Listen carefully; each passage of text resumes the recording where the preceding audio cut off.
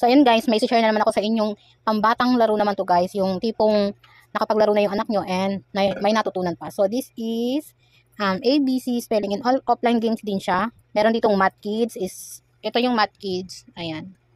Ito Math Kids, ABC spelling and sight word. Yung mga kinder 2 or nursery or grade 1, ayan guys, the best na games to para sa inyong mga anak. And dito muna tayo sa sight words or ABC spelling muna. Ayan. Hi, I'm Brody. So ayan siya guys, and offline to, off ko lang yung aking ano, We're Lucas data. and Friends. So offline siya, and ito yung makikita nyo kapag binuksan nyo siya. And spelling din siya, and kung gusto nyo pa ng marami pa, pwede naman din kayo mag-download pa ng iba pa. So ayan, meron tayong pa Hi, spelling. I'm Lucas. So pipili kayo kung ano gusto nyo. Ayan. Puzzle naman to guys. Ayan. Ayan, may sounds na rin siya. Let's say it again. Diba? So maganda to guys para sa mga toddlers, nursery, and kinder or grade 1. So bigyan nyo lang ng limit yung mga anak. Siguro tama na yung mga 30 minutes. Ganyan. Siyempre nasa ano pa rin ninyo yan, pag-guide. Let's say it again. So ito lang guys yung games na pinapalaro ko na pwedeng laruin ng anak ko. So ito kasi yung naglalaro siya tapos meron din siyang natututunan. So ganyan lang siya guys. Pwede naman din kayong mamili. You got us. Good job. Then after nyan, doon naman tayo sa Math Kids. So ito naman guys yung Math Kids. So, lakasan ko lang yung brightness. We're Lucas and Friends. Mas malinaw. So ganyan siya. HD na rin siya. So marami yung pagpipilian dyan. Nakikita nyo naman sa screen. And saka teachers approved to guys.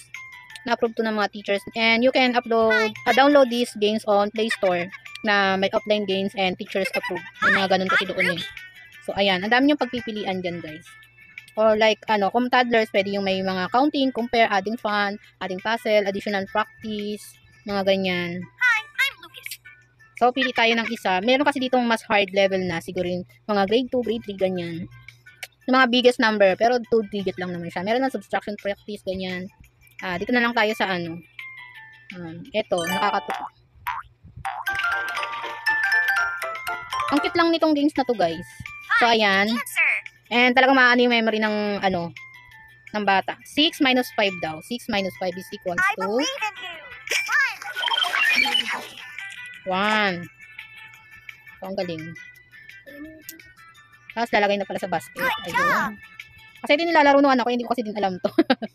So, next na is 2 minus 1 is 1.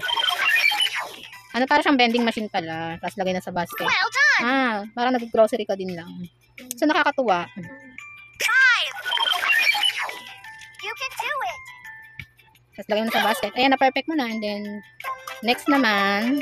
So, ganyan lang guys. Pwede kayo, ang dami yung pagpipilian sa mga games. So, back naman tayo sa, sight word naman. Kasi grade 1 yung anak ko, na marunong na siya magbasa. So, wait, punta tayo sa sight word. So, ito is mga, mga sample games lang na pwedeng laruin yung inyong mga anak para magkaroon sila ng, sa kanilang memory ba.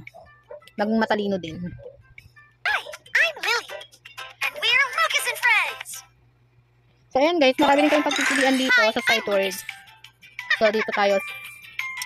Sentence maker siguro tayo. Ayan, beginners lang muna. Ang sakit ng ko kasi yung sinuwa ko. Let's make a sentence. Yan. Ran away. I run away. Away. I run. Ran. Yan, ganun pala. I ran away. So, ganyan lang naman guys yung mga games dito dyan. Nasakit talaga ng singaw ko. Nagsasalita. Tsaka wala akong luto-luto ngayon. So, back na tayo. Yan lang naman yung, sige, mag-next tayo. Yan. My house is big. My So, house. matutunan naman nyo dito guys yung mga anak nyo kung ano yung proper na Yan. House. Well done. Is. Good job. So, ayan. Di ba? Ang galing lang. My house is big. So, ayun lang guys. Share ko sa inyong games. Ngayon, na pwede sa bata, sa toddler, sa kinder, sa grade 1, na pwede nilang matutunan habang nagsa-cellphone. So, bantayan nyo din naman guys yung mga kids ninyo. Bigyan nyo lang sila ng mga 30 minutes na maglaro, ganyan. And then, araw-araw yung gawin para may natutunan sila, hindi lang basta naglalaro. So, ayun lang. Thank you so much for watching. It's me, Jeffrey Vlog. Bye-bye.